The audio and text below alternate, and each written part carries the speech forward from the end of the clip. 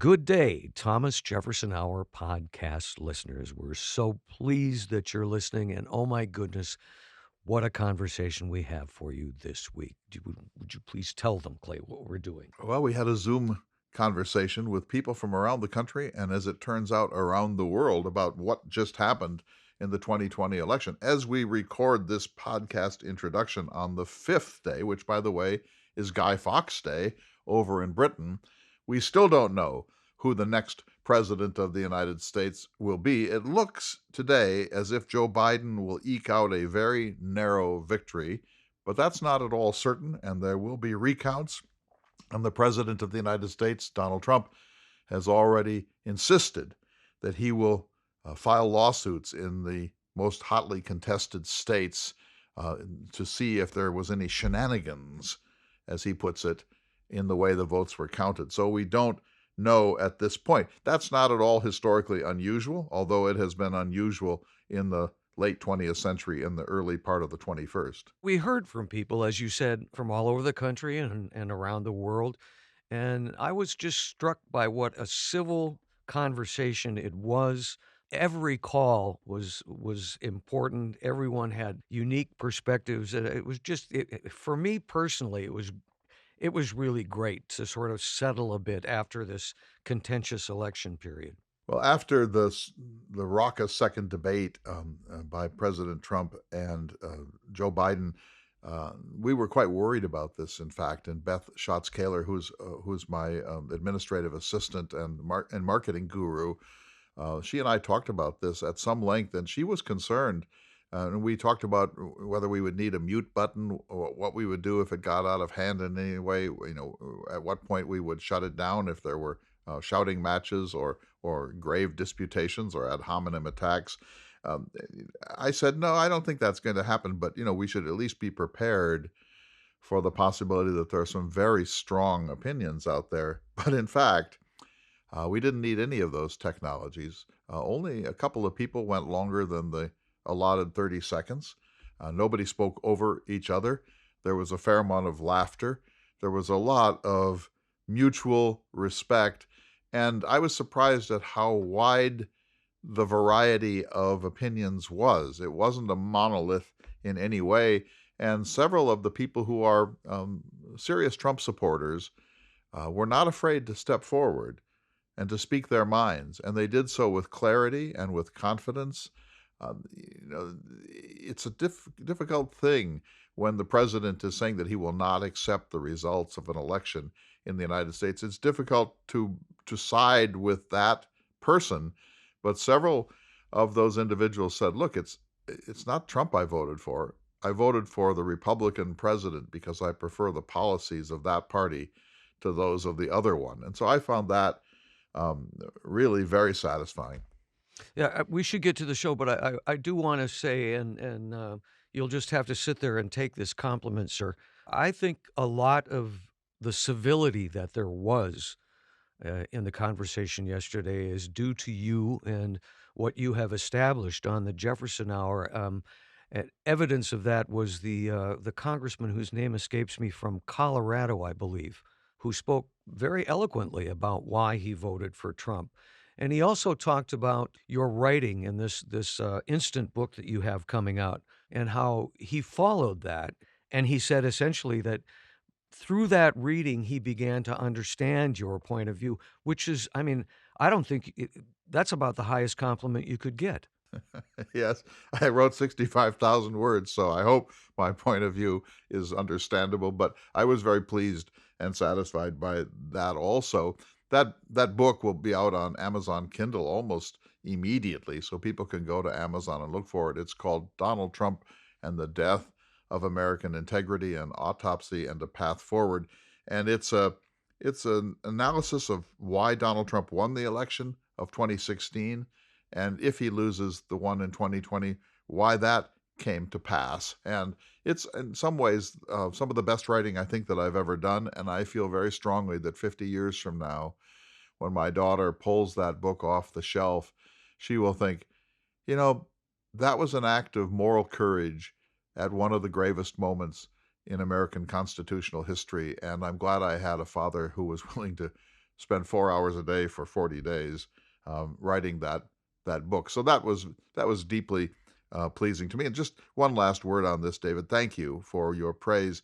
I love my role as a moderator more than anything else that I ever get to do. If I could, And you're really good at it I too. love to moderate. I love to tease. I love to tease in both senses, to lighten the tone with humor, but also to tease out people's ideas to make sure that the flow is at the right pace.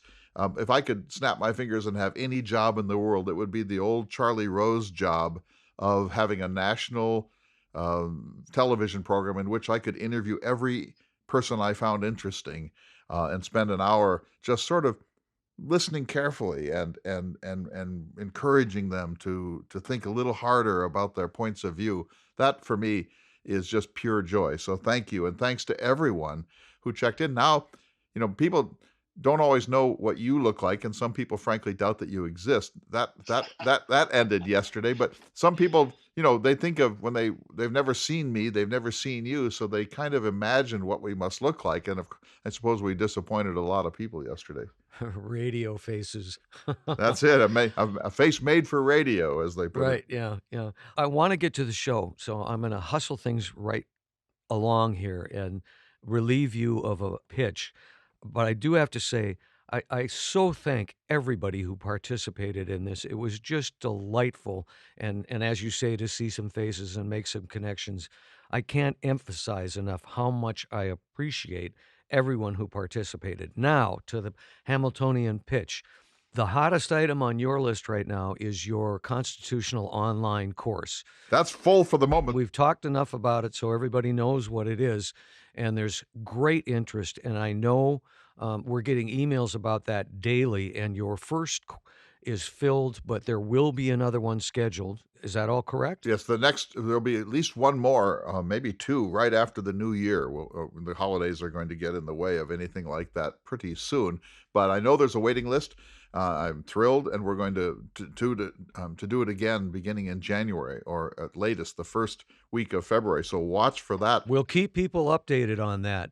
And also, I know you have some upcoming retreats that people are interested in. Can you quickly tell us? Yes, so there's room in the J. Robert Oppenheimer retreats for January, mid-January at Loxaw Lodge, west of Missoula. Don't worry, people, it's beautiful at that time of the year. It's not at all blizzardy or cold. And also, we're having very, very special arrangements because of the pandemic. We will have the whole lodge to ourselves. We'll be practicing social distancing. There will be masks and so on. So this is one that I hope that you will want to come to. I'm thrilled by the character of J. Robert Oppenheimer and the making of the atomic bomb and the decision to use the atomic bomb. So all of that and more, but mostly I want people to buy this book. I spent a lot of time on it. So Donald Trump and the Death of American Integrity, an Autopsy and a Path Forward. It will be out on Kindle by the time you hear this podcast introduction. And thanks to you, David, for being available yesterday for this town meeting. You Oh, of added a course. lot to the mix, and people got to see not the barn. We couldn't show them that; that would be wrong. But they got to see your studio, and I think a lot of people like to see how the sausage is actually made. So to keep track of all these things we're pitching at you, go to jeffersonhour.com. You can find out about Clay's books. You can find out about the cultural tours, his upcoming constitutional online courses, the ones that will be rescheduled for. The spring, early spring. And lastly, I want to thank all of you who have decided to support the Thomas Jefferson Hour in whatever way you can and choose to. Financial support is always appreciated. You can go to the website, click on donate. There's a number of different ways to do it. And the emails we get and those participants in the Zoom conference, it's just all real good. So thank you very much for that. And just like one last word, David. Who would have thought that the Chrysler would turn up and that he would say some of the most interesting things? He always does, and I expected him to show up. So with that, shall we go to the show? Let's do it. Thanks, everyone. Good day, citizens, and welcome to this week's special edition of the Thomas Jefferson Hour.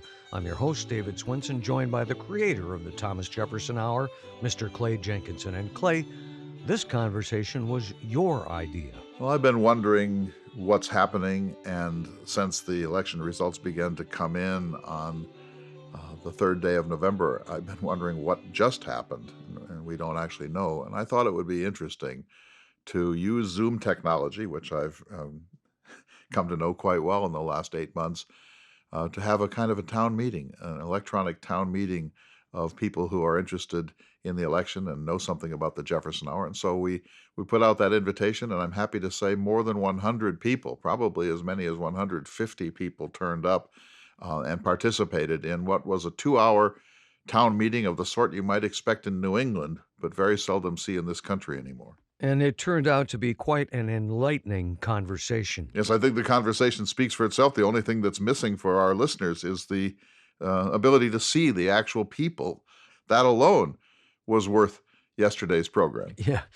We had nearly 30 people contribute to yesterday's conversation, and we'll include as much of that as we can in today's episode. We do intend to post the entire Zoom conversation on social media. Go to jeffersonhour.com to check on where you can find that. A lot of the conversation yesterday was centered on the division in the country, the polarization. And let's begin with Corey from Colorado. Hi. Yes, indeed. I'm in the interesting state of Colorado, and I appreciate the opportunity to be here. I want to make a just an observation that I had yesterday. I'm a physician, and I was on a house call. Bizarre, but I do those things. And I had these beautiful patients, both of them. We started to talk about the yard signs that were around here, and I was kind of surprised they didn't have a Biden-Harris sign. And they're both retired professors. And they said, well, they're staunch Trump supporters. And I was floored, not because, well, yeah, I had no idea. And we kind of went into some interesting conversation about that. I didn't want to belabor it, but I guess the point I make is here are these intelligent, beautiful, kind human beings, and they had pretty much a preconceived notion of their philosophy, and it was staunchly Republican. And I thought that kind of explained why, some of us think, well, the people that vote for Trump are these really extremists, and you have the extremist liberals. And I think there's a wide spectrum of beautiful human beings that just have a perception, whether it's racist, whether it's economic, it's fixed. And like I said, my takeaway from that was didn't see that coming. Now some of this stuff makes sense to me. Right. So if you think of, say, very angry extremists on the far right who want to form militia groups or are open racists or whatever. But that certainly doesn't cover even a portion of the spectrum of the people who voted for Donald Trump. And you're seeing that people that are wonderful people, maybe lifelong Republicans, vote Republican because they're Republicans. And if you think of questions like abortion, I know a woman in North Dakota is a dear friend of mine. She thinks that Donald Trump is one of the worst things that ever happened to this country, but she couldn't vote the other way because she cannot vote for a party that supports abortion, including late-term abortion. People who are absolutists about the Second Amendment, they're hardly going to vote for the Democrat, even if they think he's the better human being, and they may not. People who have very deep concerns about the porousness of our borders. People who are deeply concerned about terrorism and the possibilities of Islamo-terrorism. If you add up the number of people who have a very strong reason, whether you and I agree with it or not, to vote for Donald Trump, that doesn't mean that they think Donald Trump is a wonderful man or a saint or even a very good man necessarily. People vote for lots and lots of different reasons. And one of the mistakes the left has made, I think, is to characterize all of them as essentially deplorable. Thanks very much for that comment, Corey. I have to agree with you. I do think a lot of the divisiveness that we suffer in our nation today is manufactured, and sadly, we fall into it. Let's go to Mace in Sonoma, California. Thanks. Great to join everybody today. I think what hasn't been brought up, if you look at the Civil War, while clearly the issue that drove the Civil War was slavery, the underlying issue was actually a complete shift in culture from an age of agriculture to an age of industrialization that just tore our country apart. Today, I think the entire industrialized world is going through a shift even larger, which is, of course, from industrialization to a digital and flat earth economy world. And a lot of people, I think, are absolutely terrified of their futures. And I think that, to me, that's the one thing that explains to me the attraction that Donald Trump holds with a lot of voters. I think that's a superb insight, Mace. The change has been so rapid, and it's destabilized whole portions of the economy, whole sectors of the geography of the United States, and there are a lot of people who have been, in many respects, bewildered or left behind. And I think that fear is an enormous factor here. And I do believe, whether you like him or not, that Donald Trump knows how to play on fear and make it work for him. Certainly it either paid off or nearly did so last night. I think that these deep systemic changes in American economy and American culture, if you think of for same-sex marriage, for example, 15 years ago, Barack Obama said he wasn't ready for it. Then he had a kind of a conversion experience. I think, and that's just one tiny little, not tiny, one example of the changes that have come very quickly in our lives. And I think that millions of Americans are honestly bewildered and frightened, and they feel that whatever their idea of America was is slipping away from them or maybe being taken away from them. And I think that makes them susceptible to someone who comes along and says, I share this and I'll fix it. I'll do something about it. So I think that was a terrific point. And David, jump in at all times, of course. Well, thank you for that, and I shall, of course. Next up, we have Neil from Colorado. All right, thank you. Can you all hear me? We can. Very good. Well, Clay and David, it's just a pleasure to be part of this, and I enjoy your radio show. The podcasts are great, all of those kinds of things. But one of the things that I am particularly concerned about, and I voted for Trump. I am a Republican, a lifelong Republican. There's a story on how I got there, which is always kind of interesting. I served 2 terms in the Iowa Senate. I live now in Colorado, reside in Colorado, but I am concerned as we talk about this and we talk about the small d democracy versus the small r republic.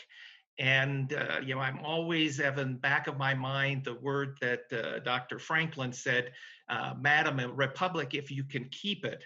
And representing rural district in Iowa and also looking at the smaller states in our union, how do we maintain that voice? And again, I'm a bit concerned about the conversation about the Senate makeup because demographically, in the next 30 to 40 years, 70% of the US population are going to live in 15 states.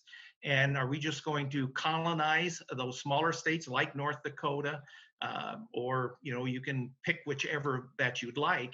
How do we make sure that view of those folks are always respected and taken? And it's just not a majority view of a state like California or Illinois or New York, that there's a balance across there. That is a challenge that we have. And looking at it from a state perspective, I really believe that the states need to step up to the plate and help reconcile this country.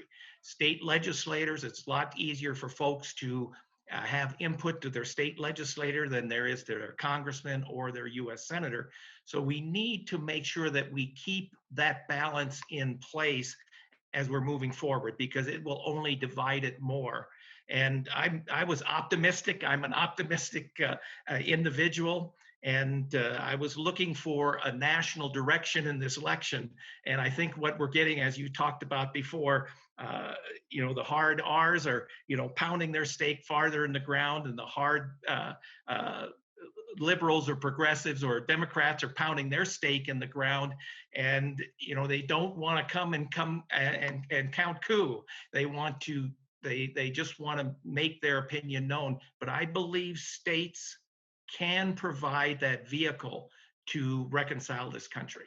Well, just one word. Thanks. First of all, Neil, thank you for having the courage to say that you voted for Trump and to speak as a lifelong Republican and so on. I really, really very much appreciate that. You have a great advantage in Colorado because if you don't like Colorado Springs, you can go to Boulder. And if you don't like Boulder, you can go to Pueblo. And if you don't like Pueblo, you can go to Grand Junction. I mean, you can find your spot anywhere on the political spectrum within the boundaries of Colorado. That's not true here in North Dakota. That's Yes. not true in Arkansas. And so Yes. it's the states that have become monoliths that really concern me most. And I think that redistricting under a kind of purely scientific algorithm would fix some of that. But I've been to Colorado Springs. It's not as conservative as it once was, Exactly. but it's no Exactly. Boulder. I can tell you that. I lived in Boulder And for four you got years, and that right too. the People's Republic. I have a dear brother-in-law in Boulder, and I can amplify that fact and agree with it. Neil, I want to thank you too so much. Please keep coming back, would you? We need you. We need you. Hey, Yeah, I really love the show, and you're wanting to include people and providing some counterpoint, particularly. And one last word is, I just thank you for introducing me to Joseph Ellis. I've really enjoyed those shows. His book, The Quartet, has just been a real inspiration for me as some of the things that I'm working on and trying to have states step up to the plate and help reconcile this country. And I shall pass those comments on to Joseph Ellis personally, and I'm certain he would thank you for them, sir. Once again, Neil from Colorado, thank you so much for calling in, and do keep coming back. We're coming up on a short break. Clay, this conversation was your idea, and it was a great idea. It really did me a lot of good just to be able to hear voices from all over the country, and we've got many more coming. It was an extraordinary event, and afterwards we agreed that we should do a number of Thomas Jefferson Hours in Zoom technology as we move forward. We'll be back in just a moment. You're listening to the Thomas Jefferson Hour. Welcome back to this very special edition of the Thomas Jefferson Hour. We're talking about our Zoom town meeting on the 4th of November 2020. David, I was really pleased, even moved, that people called in not just from around the United States, from Alaska to Florida and Colorado to Maine, but people called in from around the world, from Chile, from Great Britain, and from Mexico. Yeah, we heard from Stuart Webb, who's an NHS worker in England, and we talked to him back in March or April about how things were going with COVID there. And Clay, you asked him specifically to report in on how England was viewing the United States elections. I would never want to speak for the whole of the UK. I've made 3 notes. One of them is that I was genuinely surprised with when I heard about the increase in the voting numbers in America. I assumed a lot of people that thought, let's give Trump a try, and what have we got to lose, would perhaps see what had come and they would change their votes. That's not obviously been the case. As someone who doesn't eat meat, I'm a little bit worried about the consequences for us of any trade deals now that we've left the European Union, and what that may mean for us with American food standards. And the last thing that worries me at the moment is, I don't know if this will have made the news in America, but Nigel Farage, who was pretty central in Brexit, has just repositioned his party. It's no longer a Brexit party. He's declared it to be Reform UK, which is going to be about anti-lockdown and anti-COVID measures. And he just seems to be building on this populist movement. So frankly, if I may declare an interest, I'm hoping Biden wins and the populist movement perhaps slows down a bit in the UK, because that's been a worry for me. Do you think that if Mr. Biden wins and he brings a level of calm and brings science back into the picture and rejoins the WHO and makes sure that the CDC in the United States can speak its science clearly and without being censored, do you think that there will be a calming effect? Do you think that will have an impact on British politics? I would hope so. I can only assume that Boris Johnson is looking to see who's going to be the next leader in America. And If it's Trump, he will follow more populist tendencies. If it's Biden, already the press here is reporting that if Biden wins, he will perhaps position America more for Germany and France rather than the UK. And I'm hoping that will be rather sobering for Boris Johnson. So good to hear from you, Stuart, and good on you for the work you do. Thank you. Robert, in Chile? Are you really in Chile? And if you are, we need the Chilean response to all this. Sí, por supuesto. Yes, actually, I am in Chile. I've been living in Santiago now for about 11 or 12 years with various trips back and forth to the U.S. But Chile has just voted to create a new constitution, and it was like overwhelming. It was like about 4-1. And that really surprised a lot of people. But they said, oh, no, the old one's okay. We've done lots and lots of changes to it. Well, most of the people have said, yeah, for the rich people, it's been real nice. There is a lot of inequality here. And I tell people that Chile is like the 53rd state of the U.S. because there's so much similarity in the outlook of the rich people versus the poor people. They don't really understand the poor as well. We don't see the poor in the U.S. They tend to get relegated, and it really doesn't show up the way it should. I think that is one of the big things that a lot of people were hoping that Trump would do for them. Oh yeah, they'll do this for me, but it really, I don't think that's panned out for the poor. In Chile, things have changed. They have actually tried to make the lives better for the poor people. I would say that the only thing that's major here is that the COVID-19 problem has shown up a lot of the difficulty with being poor here. People just have to go out and earn a living because they live hand to mouth. Thanks to you, Robert. One thing I'll say is that when Theodore Roosevelt made his huge run through Central and South America in 1914 and 13, the only place where he was heckled and treated badly was in Santiago. Everyone else treated him like a celebrity, but in Santiago, the students were throwing rocks at him. It was like Nixon on his famous trip to South America. So that's what I know. I've always wanted to go there, and I appreciate your checking in.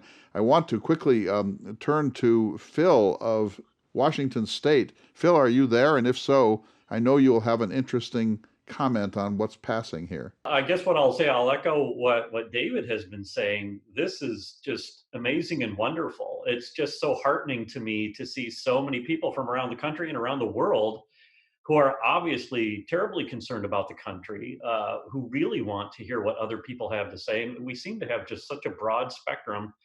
And it's wonderful. People are being so respectful. And I think everyone should come away from this call saying, wow, wait a minute. Maybe what we're seeing in media, maybe what we're seeing in social media and on the news is manufactured. I believe someone made that comment earlier, is that much of this division is manufactured. And I think maybe regardless of how the election turns out, maybe we'll all start looking for that inner core of America that isn't divided necessarily or does want to hear the other opinion of other people.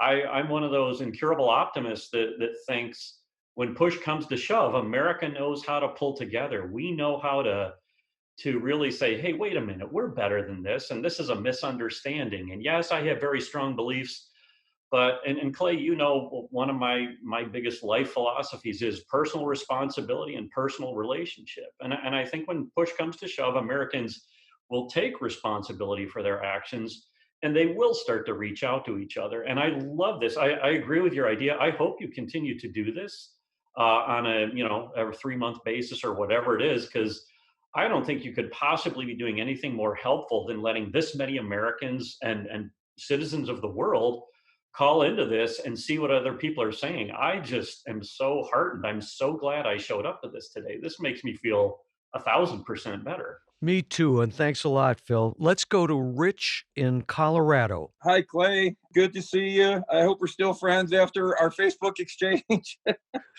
I say that in jest. I know that we are. So another Trump voter here, as you're aware of, and now the group is as well. Just a few words on that. This process has forced me to learn, and it's forced me to learn a lot of things. But here's one I'd like to submit today. That I see a great difference between people in that I tend to be somebody who values accomplishment or values what is done, and I do not. I won't say I don't value how the message is delivered or the personality delivering it, but I just place more emphasis on accomplishment. And for me, important things were economy and many of the things that Trump did accomplish. And so I guess I gave him a pass for the immense flaws in his character and his total inability to put two words together to save his life. Easily the worst communicator of any president in my lifetime, not a doubt. But I wanted to say one of the things I have been forced to learn is that I understand now that there is, in ways I never have before, that many people value how the message is delivered, the civility with which the point is made. Action or no action, it is hard for folks to value the action or the accomplishment, or to see it if it is delivered with such, come up with the adjective, brutality, just complete lack of empathy that they perceive in a person. And Clay, your essays went far to teaching me that and to helping me see that perspective.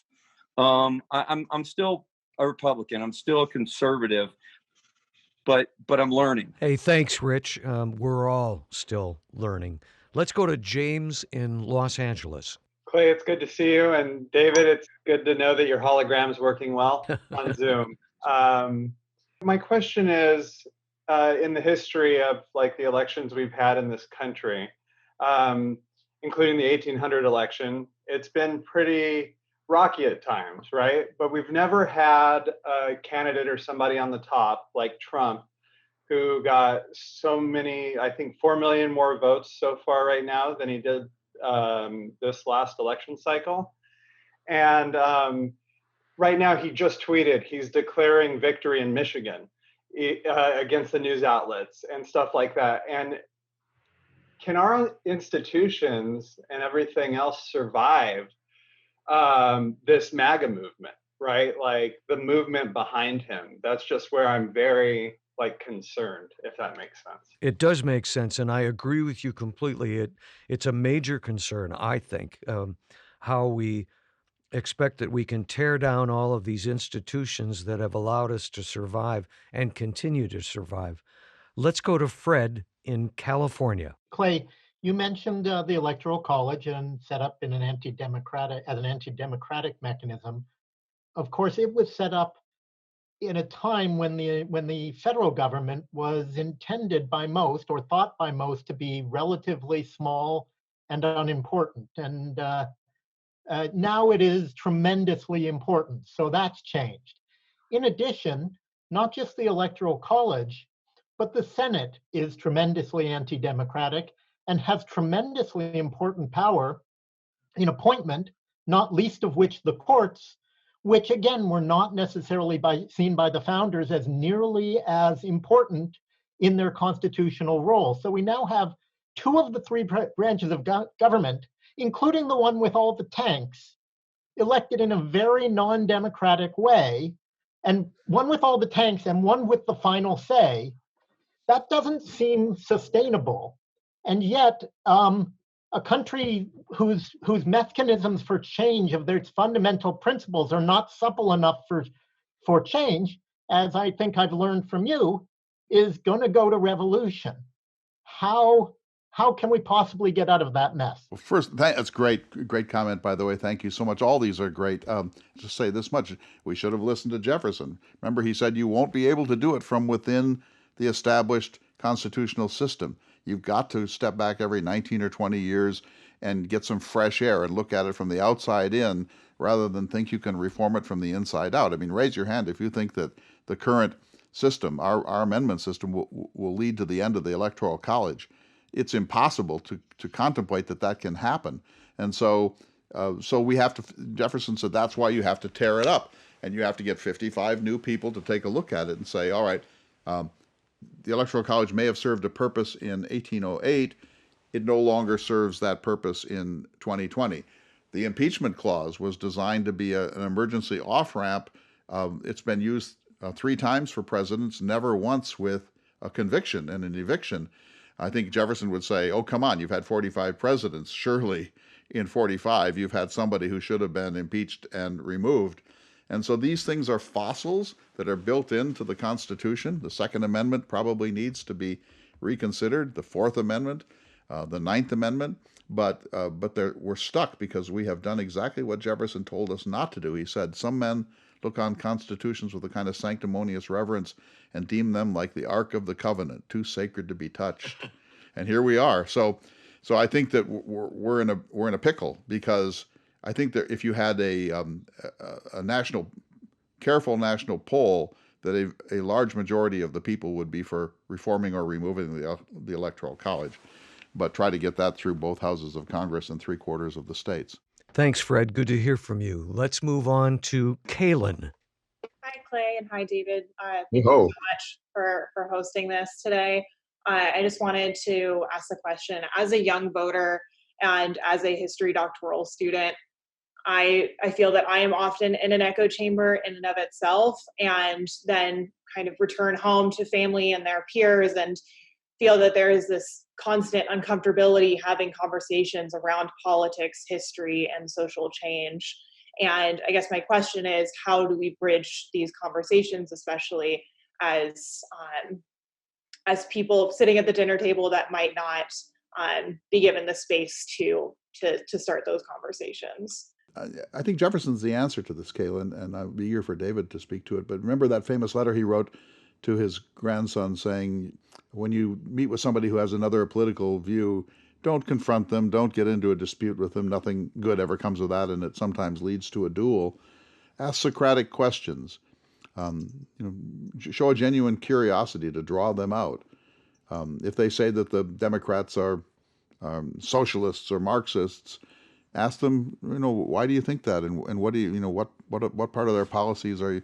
So you can use a Socratic method to gently tease out other people's views, and 2 things happen from that, and Jefferson was onto it. Number one, people want to be heard more than anything else. They just want to be heard, and they feel that they're not. And I think Trump's success is his vow that he would hear them. Whether he has heard them is another question, I think.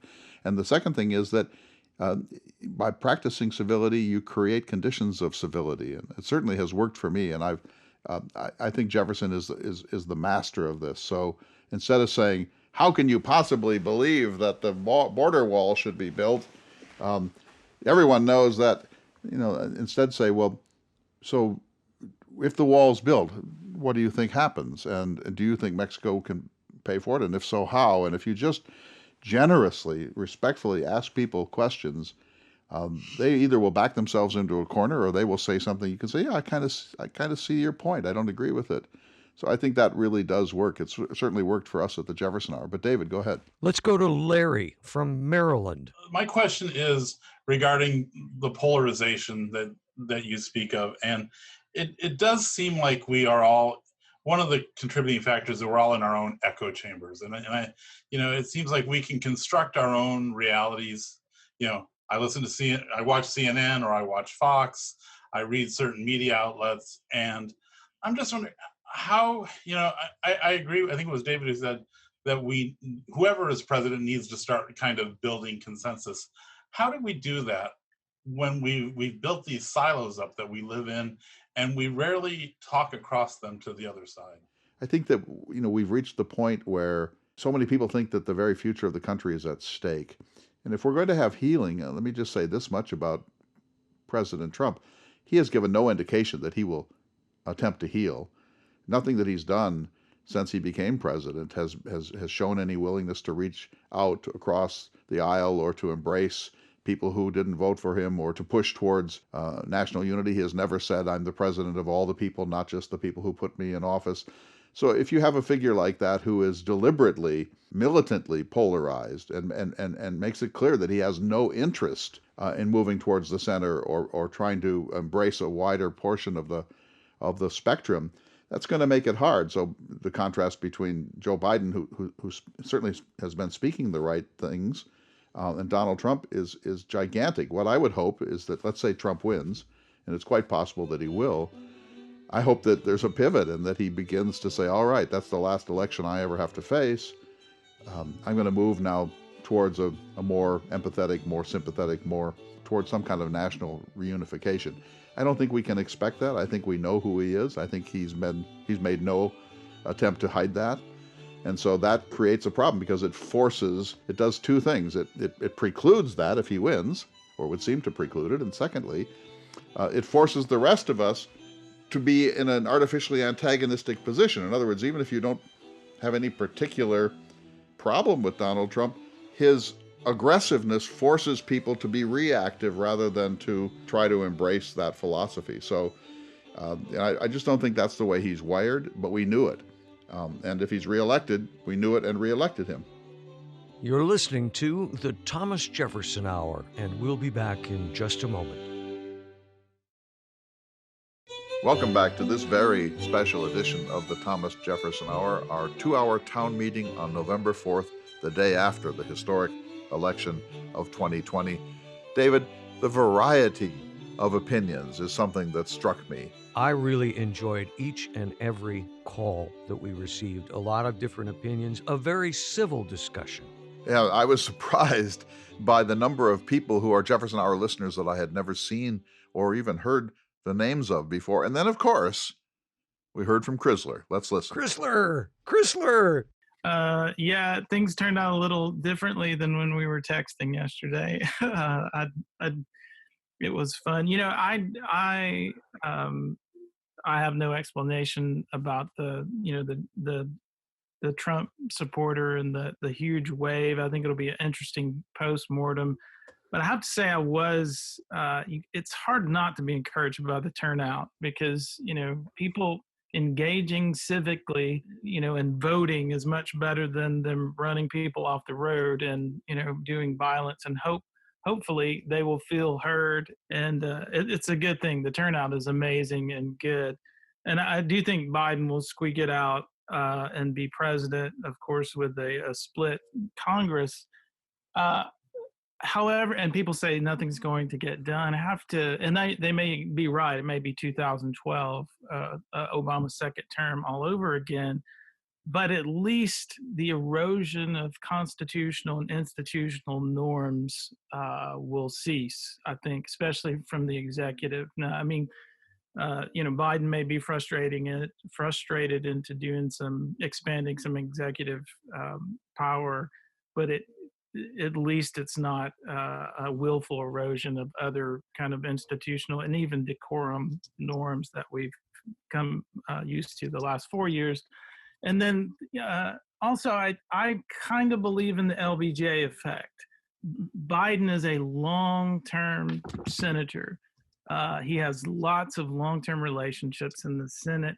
And when a long-time sitting senator is president, they tend to get more done than people think they can because they know how it works. They know how to compromise. They know how to make deals. And let's face it, as much as people hate Mitch McConnell and hate some of those Republican leaders, Joe Biden has a relationship with some of those people. Obviously it didn't go well with him being vice president with Obama, but that was Obama, that wasn't him. So I have a little bit of hope that what I call the LBJ effect will bode well for us in terms of maybe moving some things forward. Brad, it's always so good to hear from you. I so appreciate your insight and your willingness to share it. We'll have to catch up soon. Let's move on. We're going to hear from Jim in Plano, Texas. Yes, I've been wanting to hear from Jim because Plano, that's the heart of the heart of the heart of the Panhandle. Well, thank you. And Clay and David, it's such an honor to be here. I've been listening each Tuesday via podcast for probably 10 years now. First heard in Westcliff, Colorado, where we have a ranch. So it's wonderful, and I'm enlightened every Tuesday. You broaden my perspectives, and I'm just very thankful for that. And also thankful for all the perspectives on this program today as well. And so, Neil, I too voted for Trump, and I wanted to give a little bit of perspective on my thought process on that. My wife and I are small business owners, and we have been for 40 years. We've worked very, very hard. I mean, there have been weeks we've worked 80 hours to be able to make payroll and to pay our debts on time and so forth. And we own real estate, and our niche is small businesses. And so we have about 100 tenants who are operators of small businesses, and they're a cross section of various types of small businesses. They probably on the average employ about 10 people, some more, some less than that. And so I know these folks well, and so we're not really voting for Trump, myself and my wife and others. In fact, I'm appalled by Trump's leadership. I think it was John Meacham that said, and I think Clay, you and David have said it as well, that the highest responsibility of the President of the United States is to rise above politics and be a uniter. Donald Trump has miserably failed from that standpoint. And, every time I hear him speak or tweet, I cringe. But I voted Republican, and most of the folks that refer to that are tenants that are running small businesses, and we're highly educated. Some would say we're intelligent, these folks I'm talking about are highly educated and so forth. And so we're not voting for Trump; we're voting in spite of Trump. We're voting for a reduction in the friction that has added up over a period of years that serves to limit economic development.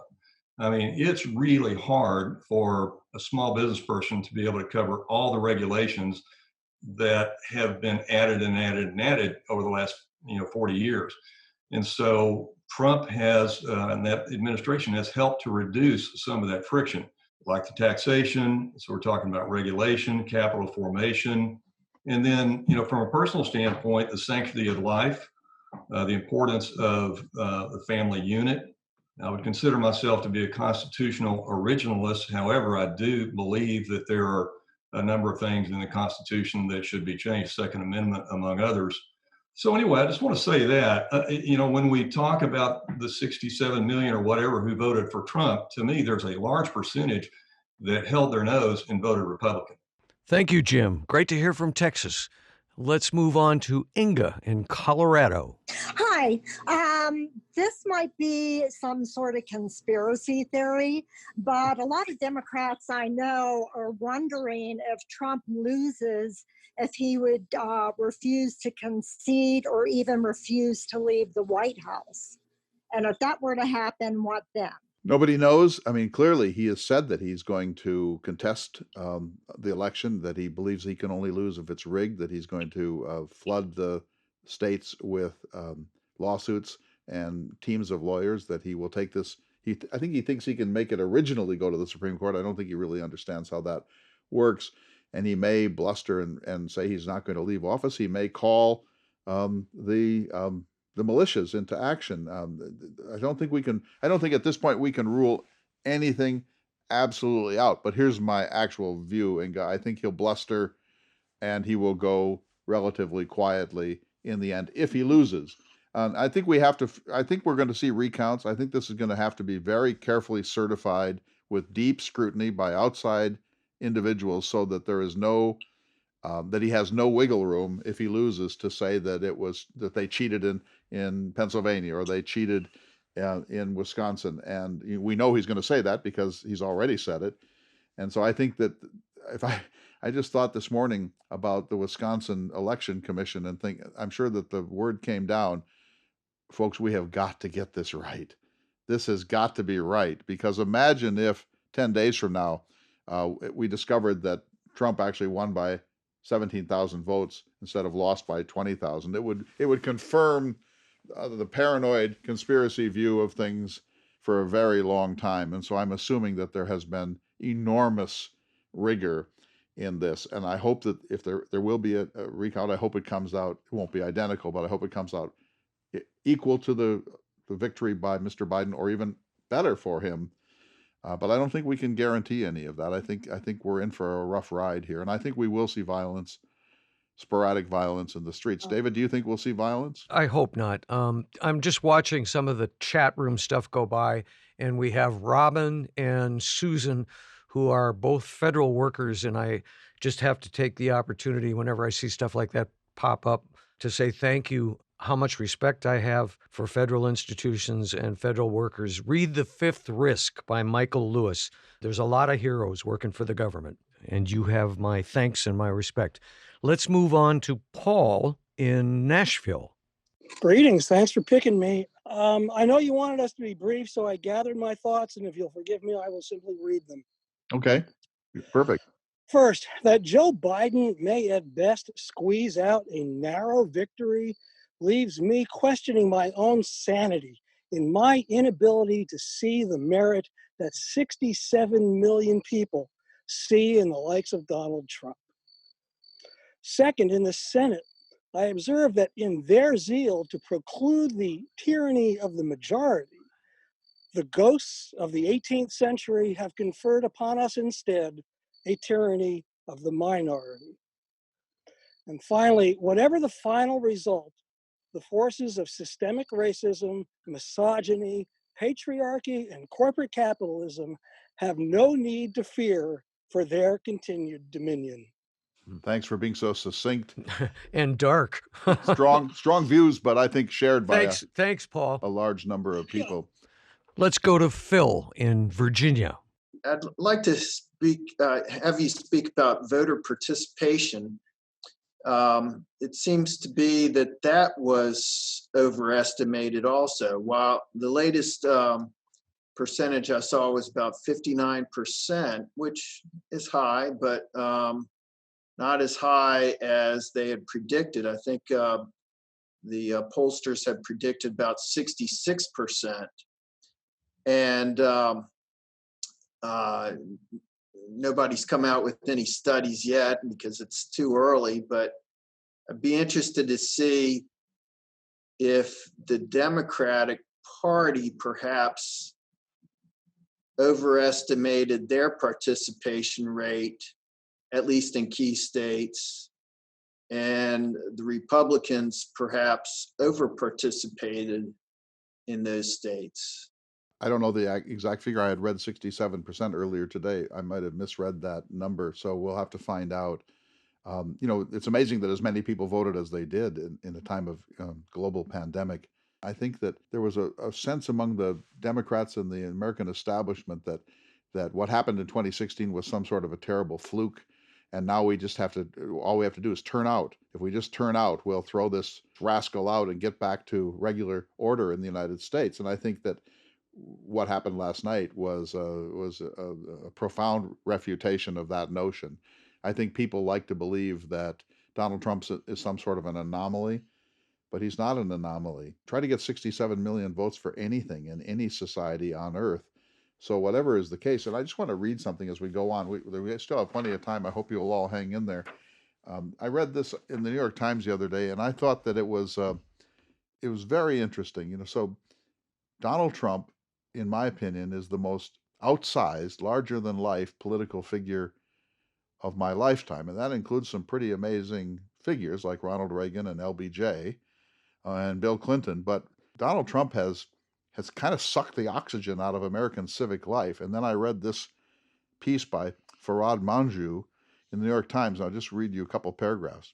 His pull grows stronger with each turn of a relentless feedback loop. The more we look, the more he turns us off. The more he turns us off, the more we look. By the time of his inauguration, Trump was already one of the most covered, most discussed, most famous living human beings of all times. That was only the beginning. Each day since, he has come to dominate more of our lives. Now you hear him anywhere, everywhere, at any time. He's there on every screen and status update, in every conversation, dream, and nightmare. As subtext, he lurks within the arts, in sports, in the weather reports, in houses of worship. For some of us, hardly an hour goes by in which we are not forced to think about the person occupying the White House. Even now, on the precipice of an election that may finally offer an exit from this infinite loop, the end of having to think about Trump seems nowhere close.